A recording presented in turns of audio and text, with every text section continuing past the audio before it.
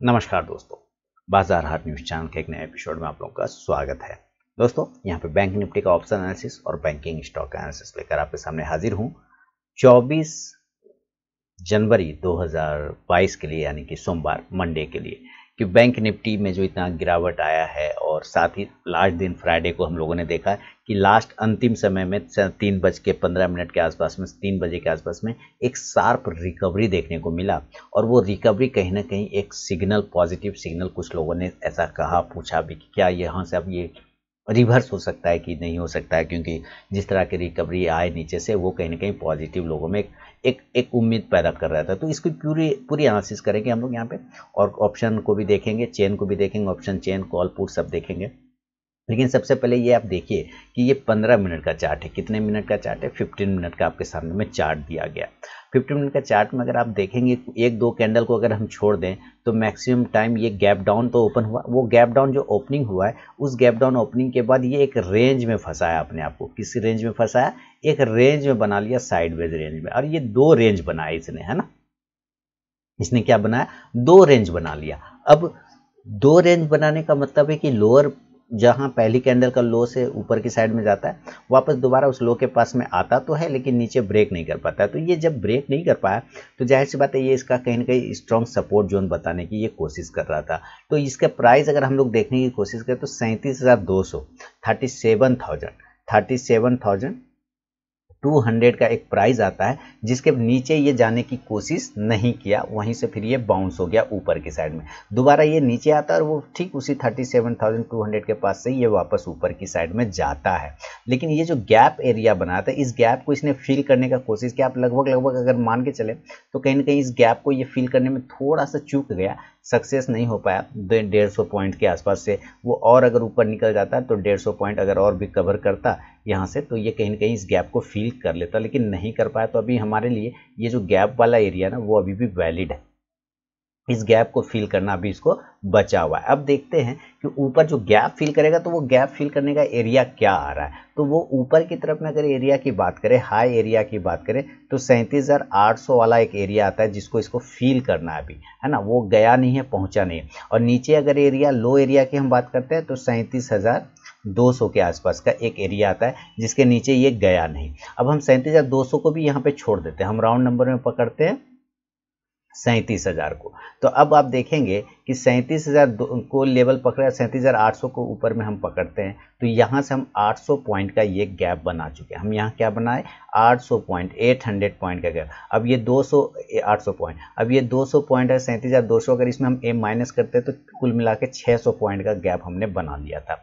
अब इस 600 पॉइंट को गैप करने में ये कितना कामयाब हो पाता है, इसको समझते हैं। थोड़ा सा चार्ट पर भी पहले समझ लेते हैं और उसके बाद ऑप्शन चेन पे चलेंगे। देखिए अब यहाँ से हम देखते हैं, अगर पीछे की साइड से ही देखें इस जगह से भी, तो यहाँ से एक ट्रेंड लाइन का रेजिस्टेंस इसने लिया था। देखेंगे ध्यान से तो ये लास्ट टाइम में इस रेजिस्टेंस एरिया को इसने ब्रेकआउट कर दिया था। बिल्कुल इसके लास्ट टाइम में जो बीच में 12-1 बजे के आसपास, 1:30 बजे के आसपास में एक जो हाई प्राइस बना था, उस हाई को इसने ब्रेक कर दिया था।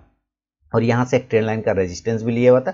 उस रेजिस्टेंस एरिया को भी फाइनली इसने 15 मिनट के चार्ट पे, ये कितने मिनट के चार्ट पे देख रहे हैं, 15 मिनट के चार्ट पे इसने ब्रेक कर दिया था और उसके ऊपर सस्टेन भी कर रहा है। ये भी बड़ी बात है। तो अगर आपको यहाँ पर से एक बाइंग आती है, क्योंकि ऑलरेडी माल जो है यहाँ पे बैंक निफ्टी को क्या किया गया, ऊपर से डंप किया गया, ऊपर से पूरा माल को गिरा दिया गया। तो एक प्रेशर स्प्रिंग को जोर से दबा दिया गया। अब स्प्रिंग को जोर से दबा दिया गया, जब आप उसको छोड़ेंगे तो वो ऊपर तुरंत से तरफ भागने की कोशिश करेगा। तो बस वही बात है कि ऊपर से स्प्रिंग को बहुत तेजी से यहाँ तक दबाया गया, तो यहाँ से बहुत तेजी में लास्ट में भागा।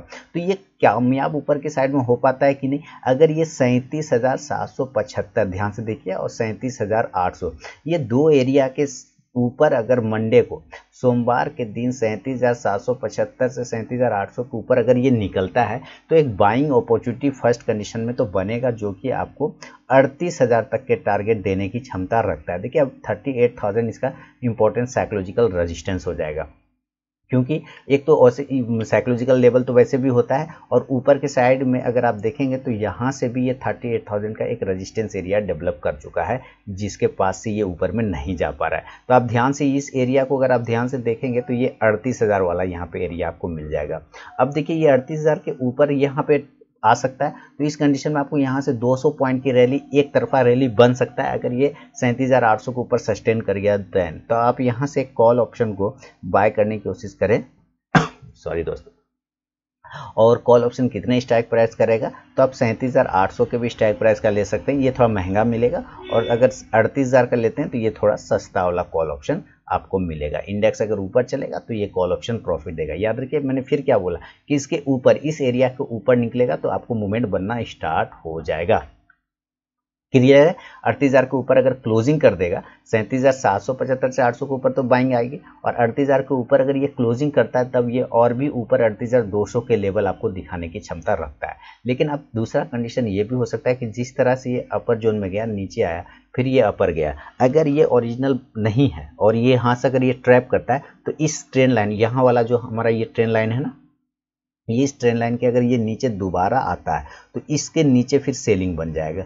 तो यहाँ पर अगर हम प्राइस पकड़ के चलें तो ये प्राइस कितने का आता है, तो ये आता है 37,550 से 37,500 के नीचे। ध्यान से सुनिए, 37,550 से 37,500 के नीचे। आप राउंड नंबर में पहले अगर पकड़ते हैं तो 37,550 आएगा। रिस्की ट्रेडर हैं तो 37,600 के नीचे भी सेल कर सकते हैं, और 550 और 500 के नीचे और भी सेलिंग फिर आप कर सकते हैं। वापस से ये फिर कहाँ पर आएगा, तो ये 37,200 के लेवल पर आएगा। तो फिर से अब लेवल क्या हो गए कि 37,600 से 550 और 500 के नीचे हम सेल कर सकते हैं। टारगेट नीचे की साइड में से क्या खुलेगा, तो 37,200 तक के लेवल आपको देखने को बन सकता है। क्योंकि यहाँ से ऊपर जाके नीचे आया था तो यहाँ से फिर एक बार अगर टच करके वापस यहाँ से बाउंस कर सकता है। तो इस कंडीशन में 37,200 के टारगेट आपको मिलेंगे। आप यहाँ से पुट ऑप्शन को अगर आप चाहें तो पुट ऑप्शन को बाय कर सकते हैं। पुट ऑप्शन कितने स्ट्राइक प्राइस का, तो 37,200 के भी स्ट्राइक प्राइस का बाय कर सकते हैं, कोई दिक्कत नहीं। और 37,500 के भी स्ट्राइक प्राइस का पुट ऑप्शन आप बाय करके चल सकते हैं। इंडेक्स नीचे आएगा तो ये पुट ऑप्शन ऊपर जाके प्रॉफिट देगा। देखिए कुछ सिनेरियो तो आपको मैंने चार्ट पे समझा दिया कि क्या क्या लेवल बन सकते हैं एक नॉर्मल कंडीशन में। अगर हम इसका 15 मिनट के लास्ट 15 मिनट पे इंडिकेटर देखें तो यहाँ पे आपको RSI काफ़ी पॉजिटिव दिखा रहा है, साथ ही यहाँ पे भी MACD ने पॉजिटिव सिग्नल दिया। ये 15 मिनट का चार्ट है, 15 मिनट का, इसलिए उतना मैं 15 मिनट के चार्ट को इंडिकेटर पे वैलिड नहीं करूंगा। हाँ, चार्ट पर वैलिड कर सकता हूँ, चार्ट के लेवल को वैलिड करूंगा। इंडिकेटर क्या होता है, फ्लैक्चुएट करता है ना। इंडिकेटर क्या होता है, फ्लैक्चुएट करता है, कभी ऊपर कभी नीचे चलता रहेगा। तो इंडिकेटर पर उतना बिलीव तो अभी मैं नहीं कर पाऊंगा, क्योंकि ये हो सकता है कि ट्रैप हो। लेकिन अगर लेवल ब्रीच होता है ऊपर की साइड में, तब ये इंडिकेटर और भी पॉजिटिव हो जाएगा, देन वो काम कर जाएगा फिर। तो ये चीज़ें आपको मैंने लेवल आपकी समझा दिया। इसको आवरली चार्ट पर अगर थोड़ा सा हम देखते हैं तो आवरली चार्ट पे थोड़ा अगर हार्ड होता है तो यहाँ पे देखते हैं तो MACD और RSI की अगर हम बात करें, RSI ठीक ठाक है, 50 के ऊपर और निकल जाएगा तो और भी पॉजिटिव होगा। अभी MACD इसको क्रॉस ओवर नहीं किया है सिग्नल लाइन को, अभी वो क्रॉस ओवर अगर कर देता है आवरली चार्ट पर, देन आप समझिएगा फिर यहाँ पर आपको मूवमेंट बैंक निफ्टी में ऊपर के लेवल, अपसाइड के लेवल, ऊपर के लेवल बैंक निफ्टी दिखा सकता है। अगर ये आवरली चार्ट में MACD को ब्रेक करता है, ऊपर सिग्नल लाइन को MACD अगर ब्रेक करता है तो। अब ये चीज़ें तो आपको समझ में आ गया, तो हम जरा इसको डेली के चार्ट पे लाते हैं, फिर ऑप्शन चेन पे भी चल के समझेंगे कि ऑप्शन डेटा में क्या बदलाव हो गया है और ये अब क्या सिनेरियो दिखा रहा है। तो अभी देखिए डेली के चार्ट पे अभी मैं आपको दिखा, तो डेली के चार्ट पे जो रिकवरी मिला है ये एक पॉजिटिव सेंटीमेंट की तरफ से लोग देख रहे हैं कितना गिर गया है माल। तो यहाँ पे प्रेशर आ रहा है और उस प्रेशर से स्प्रिंग को जंप कराया जा रहा है, ऐसा हो सकता है दोस्तों। लेकिन आपको ये भी ध्यान रखना है कि ये फ्राइडे का सेशन था, मंडे का जो होता है एक फ्रेश दिन होता है, 2 दिनों के लंबी छुट्टी के बाद मार्केट ओपन होता है, तो वहाँ पे बहुत सारे फैक्टर को ध्यान में रखना भी पड़ता है कि अब सिनेरियो क्या बनेगा। तो वहाँ पे मंडे को एक बार हम लोग इस वॉलेटिलिटी को थोड़ा सा शांत होने देंगे। अगर आप सेफ ट्रेडर हैं तो वॉलेटिलिटी को थोड़ा शांत होने दीजिए, और एक आध दिन अगर आप अवॉइड भी कर सकते हैं तो ज़रूर करिए। अभी इसके ऊपर देखिए फ्लैग बन गया, इस फ्लैग के ऊपर अगर ये ब्रेकआउट करता है और 38,000 के ऊपर की क्लोजिंग स्टार्ट कर देता है बैंक निफ्टी, तो आप अगले दिन फिर इसको होल्ड करके 38,500 तक के लेवल की बात करके चल सकते हैं हम लोग कि ऊपर के लेवल तक जा सकता है अगर इसके ऊपर की क्लोजिंग करता है तो। लेकिन अगर इसी टाइम फ्रेम पर हम डेली के टाइम फ्रेम पर देखते हैं तो MACD अभी क्रॉस बिलो सिग्नल लाइन को क्रॉस बिलो नीचे आने की तैयार खड़ा है, यानी कि ये अभी थोड़ा निगेटिव वैल्यू देने की कोशिश कर रहा है। तो इसलिए मैंने क्या बोला कि एक दिन आप थोड़ा देख लीजिए या अवॉइड करके देख लीजिए, अवॉइड कर रखिए या नज़र रखिए, और अगर थोड़ा रिस्क लेना है तो जो लेवल बताया मैंने उस लेवल पर अगर ध्यान रखें, वो लेवल ब्रीच होता है तो वहाँ पे एक छोटा पोजीशन बनाया जा सकता है। तो अब जरा चलते हैं हम लोग ऑप्शन चेन पे कि डेटा में क्या बदलाव हुआ और डेटा क्या बता रहा है। चलिए ऑप्शन चेन पर तो देखिए यहाँ पे ये ऑप्शन चेन का आपके सामने में एनालिसिस है, ऑप्शन चेन है यहाँ पे 37,576 के आसपास में ये ट्रेड करता हुआ दिखाई दे रहा है। ध्यान से देखिए 37,574 के आसपास में। आप इसको राउंड नंबर 37,570 के आसपास में ले सकते हैं, 580 या राउंड नंबर 37,600 पकड़ के चलिए, कोई टेंशन वाली बात नहीं है। तो 37,600 पे फाइनल क्लोजिंग मान के चलते हैं। अभी देखिए मैंने वहाँ पे आपको 15 मिनट के चार्ट पे दिखाया था कि 15 मिनट के चार्ट पे आपको कौन से लेवल पर ज़्यादा सेफ ट्रेडिंग बन सकता है, किस सेफ लेवल बन सकता है। रिस्की ट्रेडर वाले तो 600 के ऊपर 650 के ऊपर भी ले सकते हैं, लेकिन वो जगह पे थोड़ा सा रिस्क बन जाता है क्योंकि फ्लक्चुएशन है ना, मार्केट ऊपर गया लास्ट फ्राइडे को फिर नीचे, इसलिए मैं थोड़ा एक दिन अवॉइड करके चलना पसंद करूँगा, देखना पसंद करूँगा। फिलहाल पुट कॉल रेशियो देखिए बहुत अच्छा है, ढंग का है, जिसको कहते हैं कि आप रिवर्सल के संकेत मिल सकते हैं, नीचे आने पर रिवर्सल के संकेत पड़ सकते हैं। अब पूरा का पूरा मार्केट जो है ना वो एफआई के सेलिंग पर डिपेंड है और डीआई के सेलिंग पर डिपेंड है। ये एफआई डीआई के बाइंग और सेलिंग पर चल रहा है। फिलहाल बजट है नज़दीक में, तो थोड़ा बजट का भी सेंटिमेंट बनता है, तो थोड़ा लोग कॉशस होकर ट्रेड करते हैं। हम लोग चलते हैं क्लोजिंग चूंकि 37,600 के आसपास में हो रहा है, तो हम लोग चलते हैं एट द मनी 37,600 के आसपास में, और यहाँ देखते हैं कि यहाँ पे डेटा में क्या बदलाव हुआ है। तो 37,600 के आसपास हम लोग यहाँ पहुँचते हुए दिख रहे हैं। अब यहाँ पे कॉल राइटर और पुट बायर एक तरफ बैठा हुआ है, इधर रेजिस्टेंस है आपको और इधर सपोर्ट है। अब देखेंगे तो 37,600 पे 4,55,300 हमारा कॉल राइटर है। पुट बायर की बात करें तो 2,94,000 है। यहाँ पे एक रेजिस्टेंस जो नज़दीकी रेजिस्टेंस आ रहा है आपको वो 37,600 के आसपास का आ रहा है, बहुत बढ़िया। 37,700 पे अगर मुकाबला देखते हैं तो 4,83,125 है, जिसमें 3,85,000 सेम डे एड हुआ है, फ्राइडे को एड हुआ है। जिसके मुकाबले पुट में देखते हैं तो पुट में मात्र 1,78,750 है। तो 37,700 भी आपका एक रेजिस्टेंस एरिया देखने को मिल रहा है। 37,800, 4,55,450 ये सबसे बड़ा रेजिस्टेंस नियर में नज़र आ रहा है, और 38,000 वाला तो फाइनली जो मैंने कहा था साइकोलॉजिकल लेवल। तो यहाँ पे देखते हैं सबसे बड़ा, इसको 38,000 ब्रेक होने में अभी थोड़ा सा तकलीफ का सामना करना पड़ सकता है, क्योंकि यहाँ पे लगभग 23 लाख का कॉल राइटर बैठा हुआ है, और उसके मुकाबले अगर पुट की बात करते हैं तो मात्र 8,37,000 है। तो ऊपर के जो भी लेवल आ रहे हैं अब 100 पॉइंट के इसको रेजिस्टेंस बनता जा रहा है, 800, 37,900 और बड़ा रेजिस्टेंस 38,000। तो 38,000 ब्रेक होना थोड़ा बैंक निफ्टी के लिए मुश्किल हो सकता है, क्योंकि यहाँ पे सबसे ज़्यादा ओपन इंटरेस्ट कॉल में यहीं पे बैठा हुआ है। एक शॉर्ट कवरिंग आएगा तो आपको चांस बन सकता है कि उसके नज़दीक पहुंचे, लेकिन ब्रेक होकर अगर क्लोजिंग कर जाए तो ये बड़ी बात है। तो उम्मीद हालांकि फिलहाल नहीं है। तो रेजिस्टेंस 600, 700, 800 और 900 के आसपास का लेके चलेंगे। 38,000 बहुत ही बड़ा रेजिस्टेंस है, यहाँ पे बिल्कुल फिर सेलिंग बनेगा, प्रॉफिट बुकिंग होगा। और ऊपर के साइड में अगर हम सपोर्ट ढूंढने की बात करते हैं तो 37,500 हमारा बड़ा सपोर्ट बन सकता है। यहाँ पे 12,54,975 पुट में ओपन इंटरेस्ट है, कॉल में भी 12,57,000 है। अब यहाँ पे देखिए कि मुकाबला क्या है, ये पुट बायर है, कॉल पुट राइटर नहीं है, यानी ये खुद रेजिस्टेंस है ना, ये खुद रेजिस्टेंस है, नीचे की तरफ में देख रहा है, और ये 12,57,000 कॉल राइटर है। तो अभी हम 37,500 के पास है, बिल्कुल एट द मनी बैठे हैं। तो अभी हम इसको मेक और ब्रेक लेवल बना के चल रहे हैं। और 37,400 पे अगर मुकाबला देखते हैं तो यहाँ पे 3,70,875 पुट में ओपन शेयर है, कॉल में 2,87,000 है। यहाँ हमारा पहला नज़दीकी सपोर्ट 37,400 का बनेगा।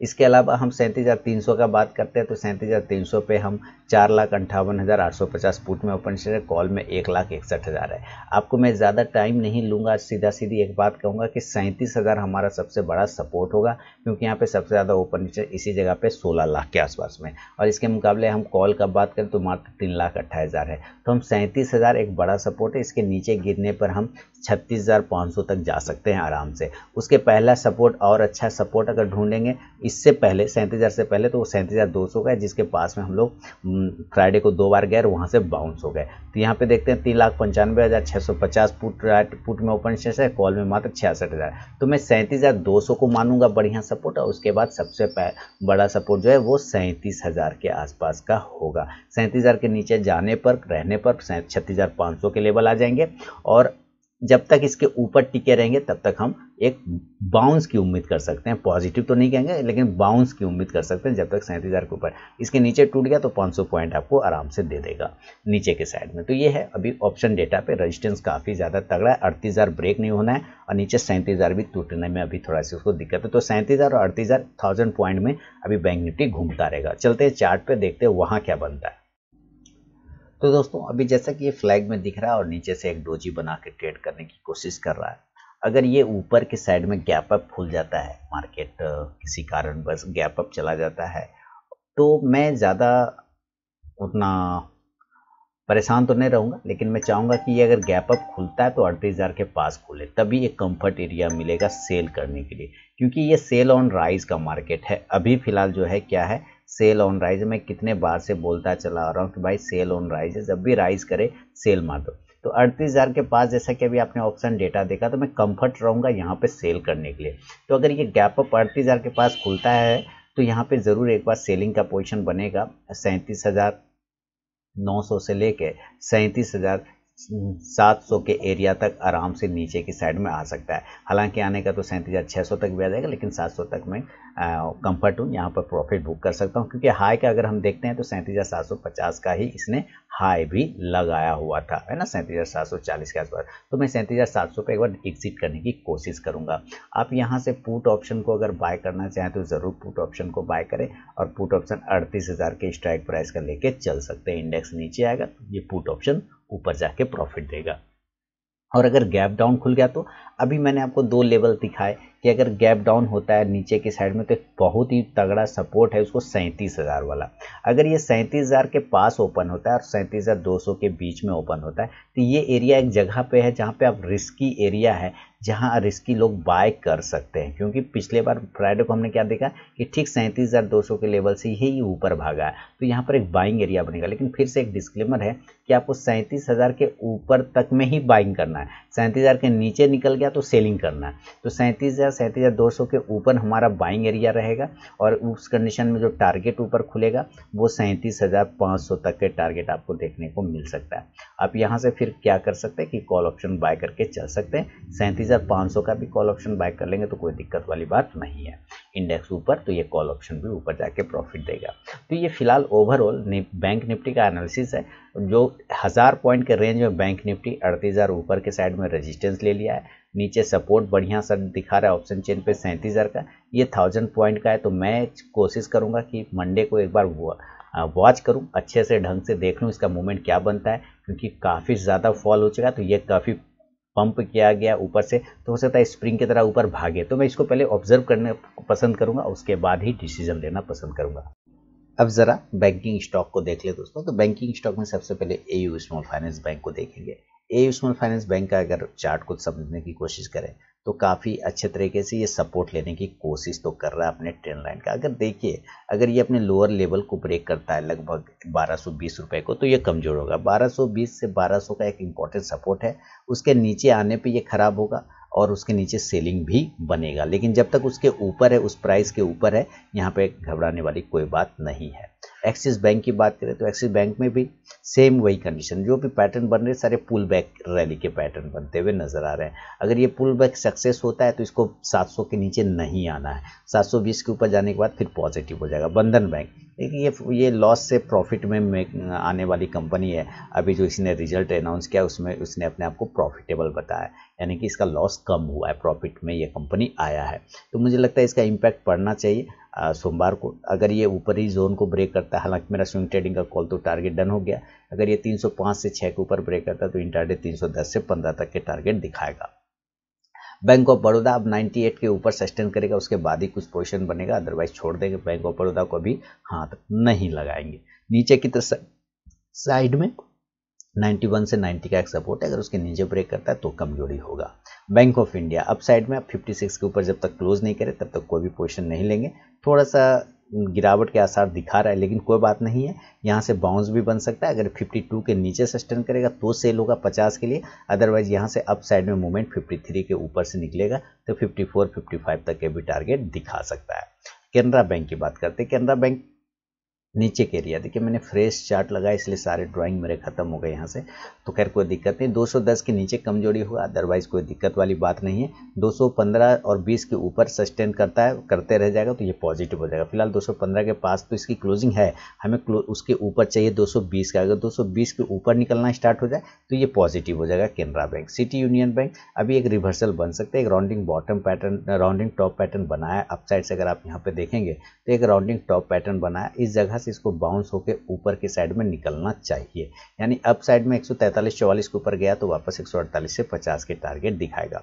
फेडरल बैंक ऑफ इंडिया देखिए नहीं होल्ड कर पाता है federal bank of India up side में। अगर इसको होल्डिंग चाहिए तो भाई कम से कम हमें रुकना होगा, 90 के ऊपर रुकना होगा, तब पॉजिटिव रहेगा, अदरवाइज और गिरावट बढ़ जाएगा। HDFC बैंक लास्ट में जो बैंक निफ्टी में मूवमेंट आया उसमें इसका भी रोल रहा, नीचे से ज़बरदस्त ऊपर खींच के लेके गया, लेकिन देखना पड़ेगा सोमवार को ये क्या अपना रोल पूरा कर पाता है या नहीं। और अगर ये मंडे के दिन ऊपर की साइड में निकलता है 1532 से 33 के ऊपर तो 40 से 45 और 60 तक के टारगेट बनेंगे। ICICI बैंक 790 के नीचे सेलिंग हो जाएगा और 815 के ऊपर बाइंग आएगा 825 से 30 के लिए। IDFC फर्स्ट बैंक इसको लॉन्ग टर्म के रखेंगे, शॉर्ट टर्म इंट्राडे इसमें नहीं करना है, जब भी डीप मिले बाय ऑन डीप करके चलना है लॉन्ग टर्म के लिए। इंडियन बैंक की बात करते हैं तो इंडियन बैंक में देखिए एक मूवमेंट बनेगा, लेकिन 150 रुपये के ऊपर, उसके पहले नहीं। नीचे सपोर्ट 130 का, उसके नीचे आने पे खराब होगा। इंडसइंड बैंक जिस तरह से और जिस तेजी से ये नीचे की साइड मारा तो एक सपोर्ट एरिया 800 से लेके 830 के, इसके बीच में जब तक रहेगा ठीक ठाक रहेगा। 800 के नीचे फ्रेश सेलिंग हो जाएगा, ऊपर 870-75 के ऊपर फ्रेश बाइंग आएगा 900 के लिए। Kotak Mahindra bank up side में 1900 के ऊपर निकलेगा तो 1950 तक के टारगेट देगा। PNB की बात करें बाय ऑन डीप करना है, लॉन्ग टर्म स्टॉक रख के चलना है, इसको शॉर्ट टर्म इंट्राडे इसमें नहीं करना है। RBL बैंक अभी देखिए मैंने आप लोगों को उस दिन भी कहा था भाई प्रॉफिट बुक कर लीजिए क्योंकि इसका टारगेट लगभग पूरा हो गया। अब जब तक 160 के ऊपर क्लोज नहीं करे तब तक पोजीशन नहीं बनेगा। SBI 500 के ऊपर रहेगा तो पॉजिटिव रहेगा, 500 के नीचे आने पे SBI में फिर से बिकवाली हावी हो सकता है, तो 500 इंपॉर्टेंट सपोर्ट जोन है। यूनियन बैंक 48 के ऊपर निकलने पर मूवमेंट स्टार्ट करेगा, अदरवाइज ये ऐसे ये भी चलता रहेगा, इसको चलने दिया जाए जब तक 46, 47, 48 सारे रेजिस्टेंस एरिया उसके ऊपर नहीं निकले तब तक इसका कुछ भी नहीं हो सकता है, तो फिलहाल अभी होल्ड करके चल रहा है। यस बैंक 15 रुपये के ऊपर अगर यस बैंक निकलता है तभी एक मूवमेंट बनेगा यस बैंक में, जब क्योंकि ये 15 को बार बार टच तो करता है लेकिन ब्रेक नहीं कर पाता है, तो टच करना और ब्रेक करना दोनों दो अलग अलग बातें हैं। आपको 15 रुपये के ऊपर अगर ये निकलता है तभी एक, यहाँ से देख रहे अगर मैं इसको लेवल करूँ तो यहाँ से 15 रुपये का ये सबसे पहला शॉर्ट में जो रेजिस्टेंस है, नज़दीकी रेजिस्टेंस है, वो 15 रुपये के आसपास का आता है। 15 रुपये के आसपास का ऊपर के ऊपर क्लोजिंग स्टार्ट करेगा तो एक बार ये 16, 17 और 18 तक के लेवल आपको दिखा सकता है यस बैंक। तो यह दोस्तों बैंक निफ्टी और बैंकिंग स्टॉक पे अपना व्यू, अगर पसंद आओ तो जरूर फीडबैक दें, और टेलीग्राम चैनल अगर नहीं ज्वाइन किया लाइव मार्केट में कॉल के लिए तो ज्वाइन कर सकते हैं। मिलूंगा नेक्स्ट वीडियो में, तब तक के लिए बहुत बहुत धन्यवाद।